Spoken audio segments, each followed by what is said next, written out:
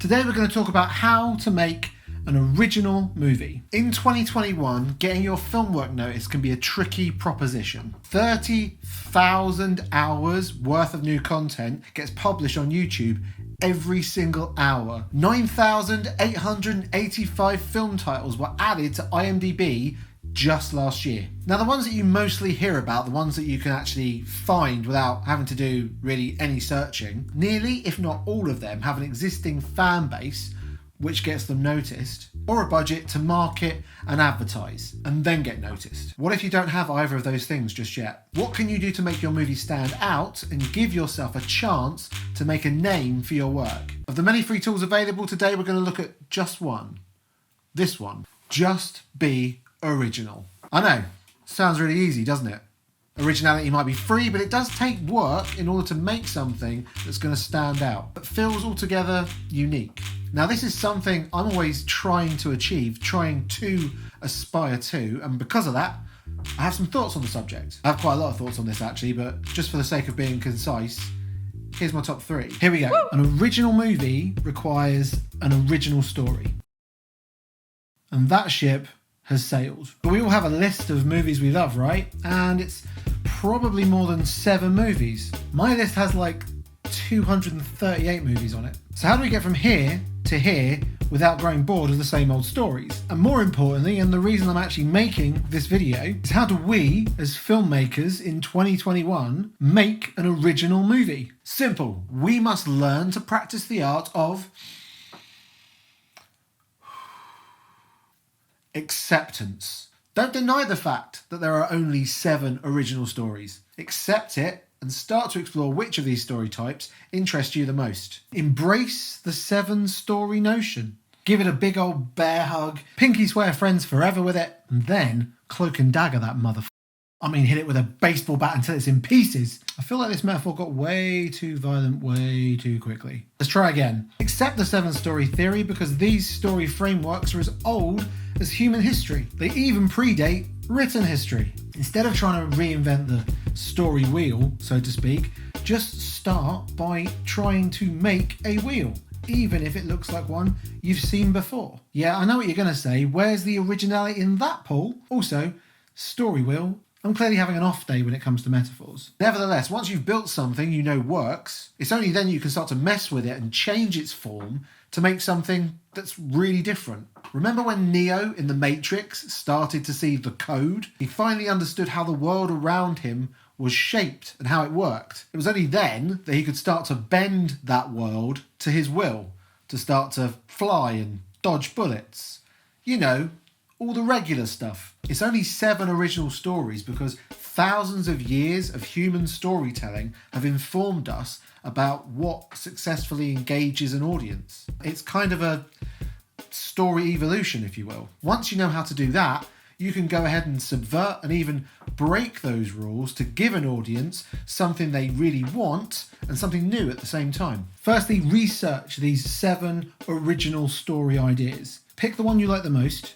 Maybe it's one that you're super familiar with. Maybe it's one that sits right at the heart of your favourite movie. Whatever. Now list that movie and other movies that seem to follow the same kind of story plot. Once you get going, they're really easy to spot. What you'll hopefully see is that despite sharing some story traits, these are indeed very different movies. Which brings me to my second thought. By the way, if you're finding this video helpful, now's a great time to hit that like button and maybe even the subscribe button too.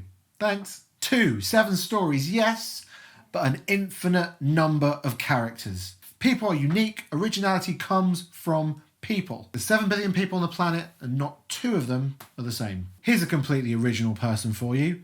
Diego Maradona. Diego Maradona was a footballer. He played football, or soccer if that's what you call it.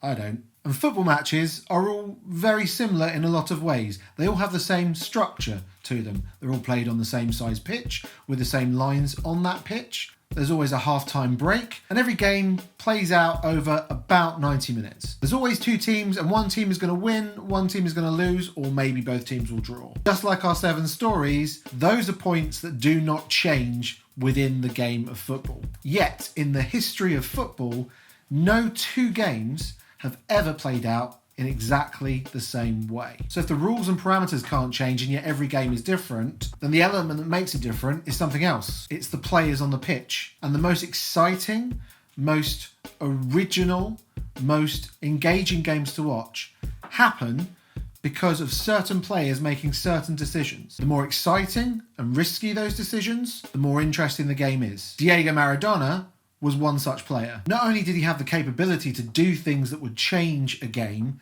he also went out of his way to bend and break those rules as well. He was a player that was as equally marvelled as he was villainized, and his personal life outside of his professional sport also reflected that. Whether you thought Diego Maradona was a footballing hero or a footballing villain, it can't be denied how interesting and compelling a character he was. And he did all that just by stepping onto a pitch, just like another 100,000 players have in the history of football. But he changed the way we thought about it because he was an original. Your characters are just like those players. Fate has placed them in your script with certain parameters. Their story's going to end in approximately 90 pages time. There are certain points in the plot that are going to have to happen to move that story along towards its final conclusion. But how those characters react, how they decide what it is they're going to do, is going to affect the outcome of the story and the audience's experience of enjoying that story. Whether that means the audience being scared or thrilled or rolling around in fits of laughter or crying at the tragic events that are taking place, whatever it is, win, lose or draw, what characters say, what they do within the confines of something that can't be changed is going to create an originality to your story and to your movie. Lastly, when it comes to thinking about an original movie idea, I want you to think about what is the great unknown. Explore what you don't know. How did the great explorers of history discover new places? By searching in ways that most other people just wouldn't do. 500 years ago, most people thought the world was flat. It's those who were willing to take the risk and sail to the edge of the map that discovered that there was something more beyond it, that there were new lands and new people to meet. Let's say you have a story in mind. Well, let's think about all the ways in which that story has already been told. Now sail off the edge of that story and see what else there is out there to find. Here's a recent example for you. The Florida Project by Sean Baker. Here's Disney over here. They make big, fun movies for families with young children. And they're so successful at this, they decide that they're going to make a big, fun theme park for families with younger children. Sean Baker comes along, takes a look at this, and moves past the edge of it, quite literally in this example. As a storyteller, Sean Baker asks, what's going on with the families, with the young kids that live just beyond the theme park, just outside of its gates? The families too poor to visit that world.